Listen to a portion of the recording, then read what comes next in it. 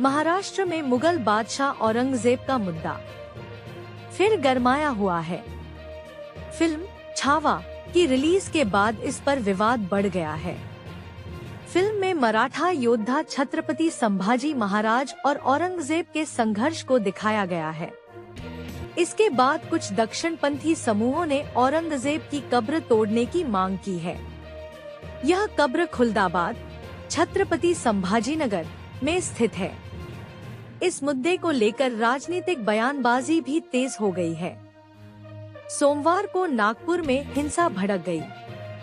हिंदू संगठनों के प्रदर्शन के दौरान एक धार्मिक ग्रंथ की बेअदबी की अफवाह फैल गई। इसके बाद राज्य में कानून व्यवस्था को लेकर चिंता बढ़ गई। इस बीच महाराष्ट्र सरकार और केंद्र सरकार के रुख पर भी चर्चा हो रही है। कई लोग पूछ रहे हैं कि क्या सरकार औरंगजेब की कब्र को हटवा सकती है? औरंगजेब की कब्र को क्यों नहीं हटाया जा सकता?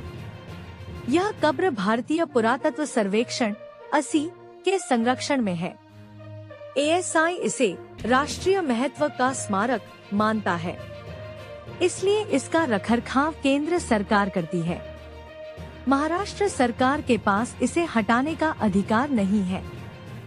महाराष्ट्र के उप मुख्यमंत्री देवेंद्र फडणवीस ने कहा कि सरकार को औरंगजेब की कब्र की रक्षा करनी पड़ रही है। यह दुर्भाग्यपूर्ण है।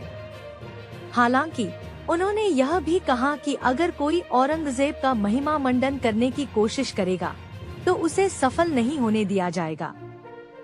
फडणवीस ने यह भी कहा कि यह कब्र कांग्रेस सरकार के समय SI के तहत लाई गई थी।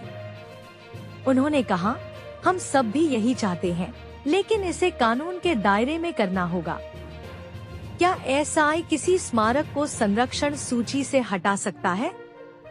हाँ, केवल केंद्र सरकार ही किसी स्मारक को ASI की सूची से हटा सकती है। अगर केंद्र सरकार को लगता है कि कोई ऐतिहासिक स्थल अब राष्ट्रीय महत्व का नहीं रहा, तो वह इसे सूची से हटा सकती है। अमसर अधिनियम की धारा 35 में यह प्रावधान है। इसके बाद वह स्थल सरकारी संरक्षण से बाहर हो जाता है। हालांकि अभी तक सरकार ने औरंगजेब की कब्र को हटाने की कोई आधिकारिक प्रक्रिया शुरू नहीं की है, लेकिन राजनीतिक माहौल गर्माता जा रहा है। यह विवाद कैसे शुरू हुआ? इस विवाद की शुरुआत समाजवादी पार्टी के विधायक अबू आजमी के बयान से हुई। उन्होंने फिल्म छावा में दिखाई गई कुछ बातों को गलत बताया। फिल्म में औरंगजेब द्वारा संभाजी महाराज की यातना और हत्या को दर्शाया गया है।